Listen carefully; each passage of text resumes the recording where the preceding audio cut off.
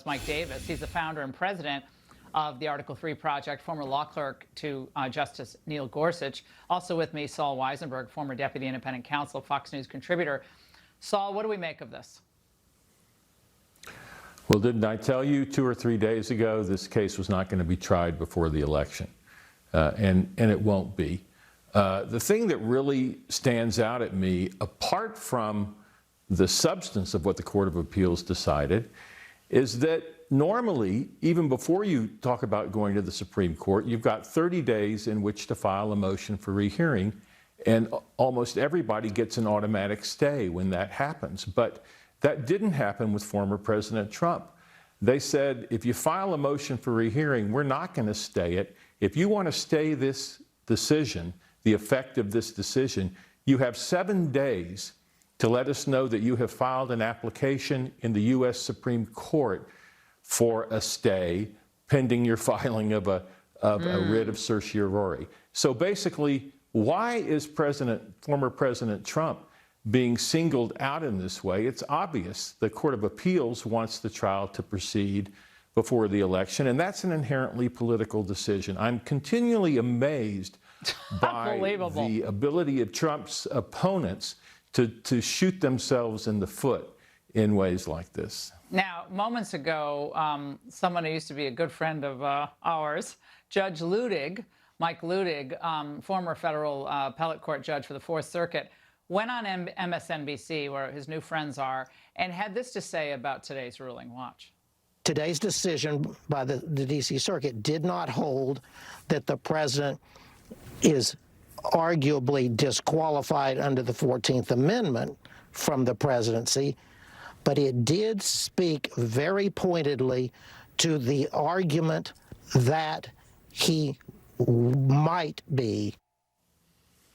Mike, I can't understand what's happened to Judge Ludig personally, but what about that argument? Is that what you're reading in this decision?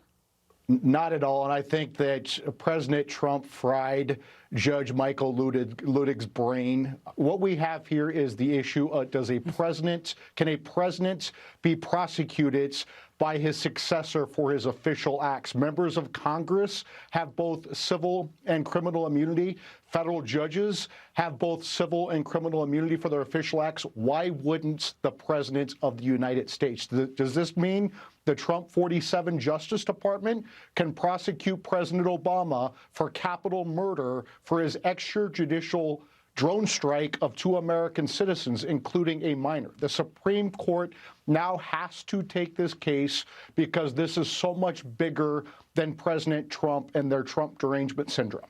Saul, what do you think about this immunity claim? I mean, you hear things from both sides on this, that there's no, textual evidence of broad immunity for all actions post-office that you took while you were in office.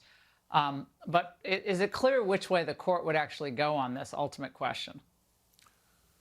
The Supreme Court, I don't think they'll go as far as the D.C. Circuit panel went. And let me make it clear, there are parts of the opinion that I agree with, and there are parts of President Trump's position on total immunity that I don't agree with. But I agree with Mike here. You could, under the theory, the rationale of this ruling, you could take a former president and say that he could be indicted for stuff that is classically considered within executive power. I mean, remember, Laura, I don't know if you remember, you're probably too young, there are people who seriously wanted to indict President Nixon for the bombing of Cambodia. Vincent Bugliosi, the famous prosecutor who wrote a book about Charles Manson, wrote an entire book arguing that President Bush should be indicted for murder because of the invasion of Iraq.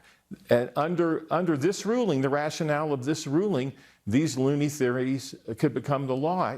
I was astounded by that part of the decision, and I think this ensures that the U.S. Supreme Court is going to hear it.